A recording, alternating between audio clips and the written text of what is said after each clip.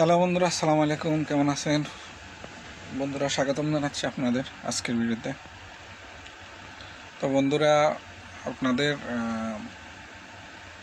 একটু জানাতে আসলাম যে আপনারা জানেন আমি কয়েকদিন আগে অলরেডি ভিডিও দিয়েছি একটা, যে যারা ইউএইতে অর্থাৎ দুবাই শুধু দুবাই না, ইউএইর যে সবগুলা যে আপনার স্টেট আছে, যেগুলা মনে করেন শারজা, আবুধাবি সহ যে 7টা অঙ্গরাজ্য আছে, ওগুলাতে যারা হচ্ছে ভিসা ক্যান্সেলেশন করার পরে অনেক দিন ভিসা লাগাইতে পারেননি বা যে কোনো কারণে ভিসা লাগাইতে পারেননি, অনেক দিন পর্যন্ত অনেক দিন হয়ে গেছে, এক্সপায়ার হয়ে অনেক জরিমানা চলে আসছে, সুযোগ পান নাই বা ভিসা লাগাইতে পারেন নাই, দেশে যেতে পারেন না, তাদের জন্য একটা সুযোগ দিয়েছে, যেটা অলরেডি সেপ্টেম্বর 1 তারিখ থেকে, অর্থাৎ চলতি মাসের 1 তারিখ থেকে শুরু হয়ে গেছে।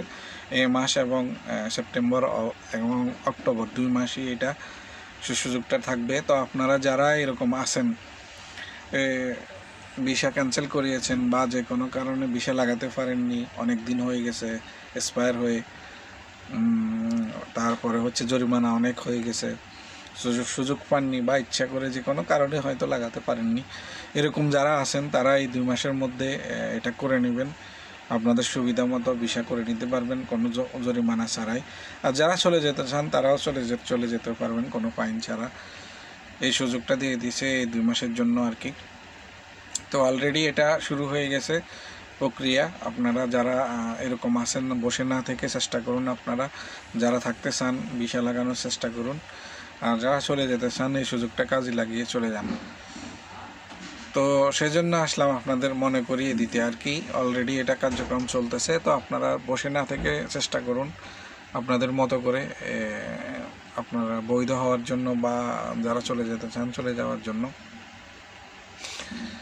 তো কেননা হচ্ছে এই 2 মাস যখন সুযোগ দিয়েছে, এই 2 মাসের পরে আবার একটু হার্ড লাইনে চলে যাবে, তখন আবার বিপদে পড়ে যাবেন।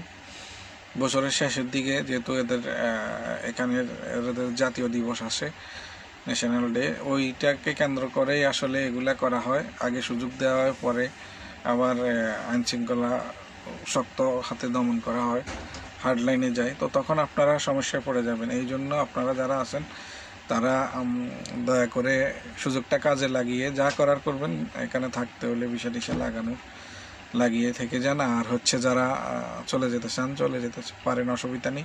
তবে এক্ষেত্রে আরেকটা কথা বলে দিই, এখানে যারা ভিজিট ভিসায় আছেন তাদের এই সুযোগ নাই, তাদের কোনো কিছুই হচ্ছে না। যারা ভিজিট ভিসায় এসে এক্সপায়ার হয়ে গেছেন এরকম না, যারা হচ্ছে কোম্পানি থেকে ক্যান্সেল হয়ে আছেন অন্য কোম্পানিতে লাগানোর জন্য, বা ক্যান্সেল হওয়ার পর লাগাতে পারেননি, বা কোম্পানির ভিসা এক্সপায়ার হয়ে লাগাননি অনেক দিন পর্যন্ত, অনেক দিন হয়ে গেছে, এরকম যারা আছেন তারা, শুধু তাদের জন্য এই সুযোগটা। যারা ভিজিট ভিসা থেকে, তাদের এই সুযোগটা এখনও আমি জানি না আমার জানা মতো, তবে হচ্ছে কিনা আমি পরবর্তীতে, ভিজিট ভিসা তাদের হয় কিনা, হচ্ছে কিনা আমি পরবর্তীতে আবার আপনাদের জানাবো।